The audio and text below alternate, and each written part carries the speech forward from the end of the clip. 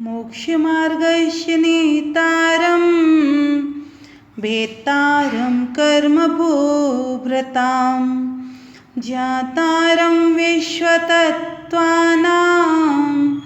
वन्दे तद्गुणलब्धये वन्दे तद्गुणलब्धये। आचार्य भगवान उमा स्वामी जी महाराज ने इस तत्वार्थ सूत्र ग्रंथ में जीव, अजीव, आश्रव, बंध, संवर, निर्जरा तत्व की व्याख्या अभी तक की।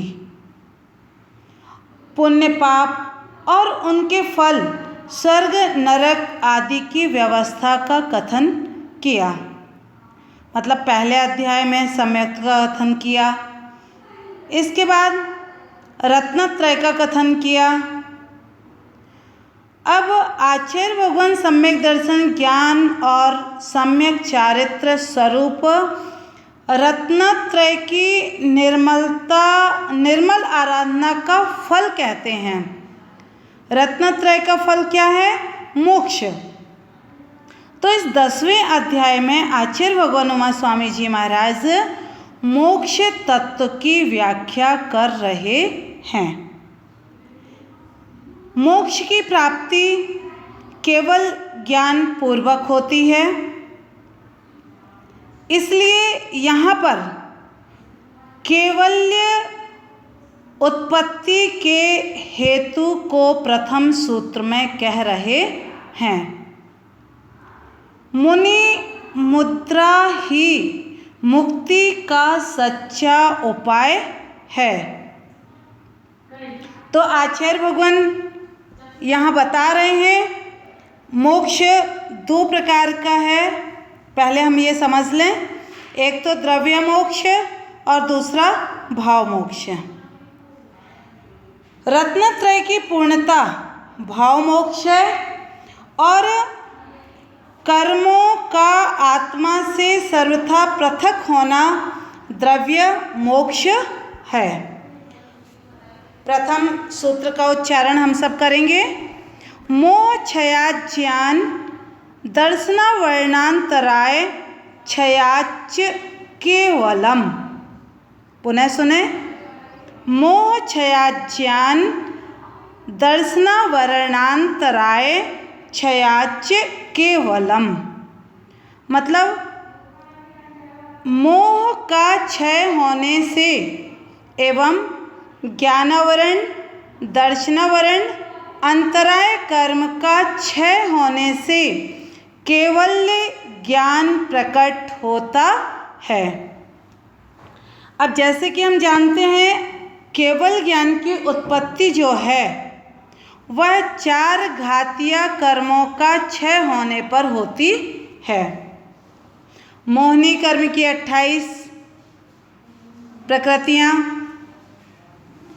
ज्ञानावरण की 5, दर्शनावरण की 9 और अंतराय की 5। 3 आयु, 13 नाम कर्म की प्रकृतियों का क्षय होने पर केवल्य ज्ञान प्रकट होता है। कुल मिलाकर 63 प्रकृतियों के क्षय होने पर केवल्य की प्राप्ति होती है। अब 63 प्रकृतियां अपन पूजन में पढ़ते ना, चौकर्म की 63 प्रकृति जान जीते अष्टादश दोषमान। मतलब अरहंत भगवान का स्वरूप कह रहे हैं कि केवल ज्ञान जीव को जब प्रकट होता है जब 63 प्रकृतियों का क्षय हो जाता है। और जैसे ही केवल्य की उत्पत्ति होती है तो वह जीव अब सामान्य भूतल से 5000 धनुष ऊपर आकाश में विराजमान हो गए। जैसे केवल ज्ञान हुआ वैसे 5000 धनुष ऊपर आकाश में वो विराजमान हो गए। गंधकुटी लग गई, यदि तीर्थंकर होंगे तो समोशरण लग जाएगा, और समोशरण में 12 सभाएं लग जाएंगी। उन सभाओं में मनुष्य, मुनि, आरिका माताएं तो होती हैं, इनके साथ देव, देवियाँ और तिर्यंच आदि भी होते हैं। केवली भगवान की दिव्य ध्वनि सर्वांग से खिरती है। अब वो मुख से नहीं बोलते, उनके सर्वांग से ओंकार रूप में दिव्य ध्वनि खिरती है, और जिसे भव्य आत्मा प्राप्त करके वैराग्य को प्राप्त करते हैं। अनेक अनेक भव्य आत्मा दीक्षा धारण करके रत्नत्रय की आराधना करते हैं। केवली भगवान के जब आयु में अंतर्मुहूर्त काल शेष रहता है तो शेष 3 कर्मों की स्थिति आयु कर्म के बराबर शेष रहती है। तब सब प्रकार के वचन योग, मन योग, वादर काय योग को त्याग करके और सूक्ष्म काय योग का अवलंबन लेकर सूक्ष्म क्रिया प्रतिपाती ध्यान करते हैं। परंतु जब आयु अंतर्मुहूर्त शेष रहती है और शेष 3 कर्मों की स्थिति जब आयु अंतर्मुहूर्त शेष बची और शेष 3 कर्मों की स्थिति शेष रहने पे फिर क्या करते हैं, वो समुद्घात करते हैं, और समुद्घात के द्वारा सब कर्मों की स्थिति बराबर कर लेते हैं। और इसके बाद विपरीत क्रिया निवृत्ति ध्यान से आघातीय कर्मों का क्षय करके अशरीरी सिद्ध अवस्था को प्राप्त करते हैं। इस प्रकार इस सूत्र में हमने देखा कि केवल ज्ञान की उत्पत्ति का हेतु क्या है। तो 4 घातीय कर्मों के क्षय होने से केवल ज्ञान उत्पन्न हुआ है, और यह केवल ज्ञान मोक्ष के पहले केवल ज्ञान होता है। इसमें 4 घातीय कर्मों का नाश होता है। सबसे पहले तो दर्शन मोहिनी, इसका क्षय हो जाता है 4 से 7वें किसी एक में।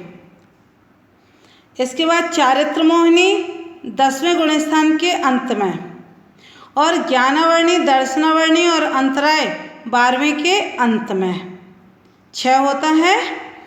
और फिर इसका फल है केवल ज्ञान की उत्पत्ति 13वें गुणस्थान में हो जाती है।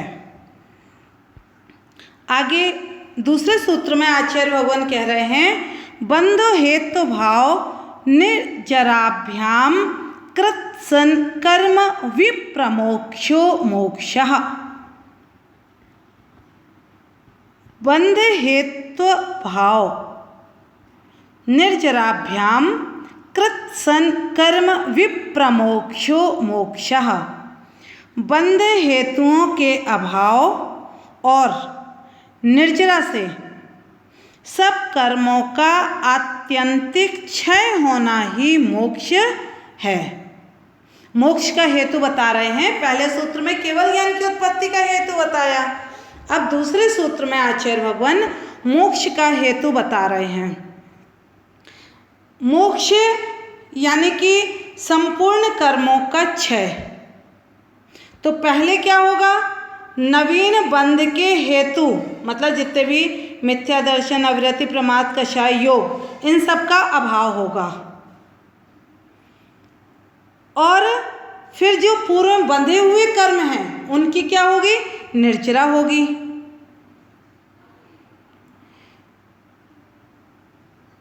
तब जाकर के उस आत्मा को मोक्ष होगा। आत्मा से संपूर्ण कर्मों का अलग हो जाना ही मोक्ष कहलाता है। इतने से क्षण के लिए कितने भवों की साधना की थी, अब साधना का फल निर्वाण हो गया है। अब वह आत्मा हमेशा हमेशा सिद्धालय में विराजमान रहेगा और अब वह कभी भी शरीर धारण नहीं करेगा, ना ही दुखों को प्राप्त होगा। जयवंत हो ऐसे सिद्ध परमेष्ठी भगवंत। क्योंकि जैन दर्शन अवतारवाद नहीं मानता। एक बार जो जीव आत्मा सिद्ध बन जाती है फिर वह पुनः संसार में कभी नहीं आती है। आगे आचार्य भगवान इसी चीज़ को और अच्छे से समझा रहे हैं कि कर्म का जो अभाव है, क्षय है, वो दो प्रकार से होता है। एक तो यत्न साध्य है और दूसरा अयत्न साध्य है। इसमें चार जो हैं वो यत्न 145 प्रकृतियां जो हैं वो यत्न साध्य हैं और 3 प्रकृतियां जो हैं कर्म की वे अयत्न साध्य हैं। अब यत्न साध्य कौन सी हैं? पहले अयत्न साध्य देख लें क्योंकि वे कम हैं, 3 ही हैं, नरकायु, तिर्यंचायु और देवायु।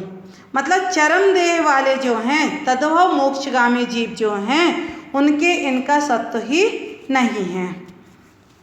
आगे बात आती है यत्न साध्य। यत्न साध्य में 4 से लेके 7वें गुण स्थान में से किसी एक में क्या होगा? 7 प्रकृतियाँ। अब इसमें मूल प्रकृतियाँ कौन सी हो गई? 4 चारित्र मोहिनी की और 3 दर्शन मोहिनी की। मतलब 4 अनंतानुबंधी कषाय और मिथ्यात्व, मिश्र और सम्यक प्रकृति, इनका पहले होगा। इसके बाद फिर 9वें गुण स्थान में 16 प्रकृतियों का क्षय हो जाएगा। 16 3 दर्शनावरण और 13 नामकर्म की, 8 चारित्र मोहनी की और फिर ये 1 1 6 1 1 1 1 इस प्रकार ये 36 हो गई। 10वें गुण स्थान में 1 प्रकृति चारित्र मोहिनी संजरण लोभ का भी क्षय हो जाएगा। अब 12वें गुण स्थान में आ गया जीव, तो 12वें गुण स्थान में क्या होगा कि 2 प्रकृतियां मतलब दर्शनावरण की, कौन सी? निद्रा और प्रचला। और 14वें गुण 14 प्रकृतियां होंगी 5 दर्शनावरण की, 5 अंतराय की और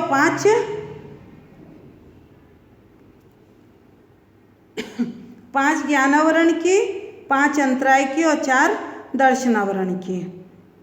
इस प्रकार 14 ये हो गई। 14वें गुण स्थान में आकर के 72 प्रकृतियों का क्षय होगा, 1 वेदनी, 1 गोत्र और 70 नामकर्म की प्रकृतियाँ। और इसके आगे फिर 13 प्रकृतियों का क्षय होगा, 1 वेदनी, गोत्र, आयु और नामकर्म का। इस प्रकार ये कुल 145 प्रकृतियाँ जो हैं ये यत्न साध्य हैं, मतलब पुरुषार्थ के द्वारा इनका क्षय किया जाता है। आगे आचार्य भगवान तीसरे सूत्र में कह रहे हैं औपसमिकादि भव्यत्वानां च। औपसमिकादि भव्यत्वानां च यानी कि औपसमिक आदि भावों और भव्यत्व भाव का अभाव होने पर मोक्ष होता है। चौथे सूत्र में कह रहे हैं अन्यत्र केवल सम्यक्त ज्ञान दर्शन सिद्धत्वेभ्यः। अन्यत्र केवल सम्यक्त ज्ञान दर्शन सिद्धत्वेभ्यः।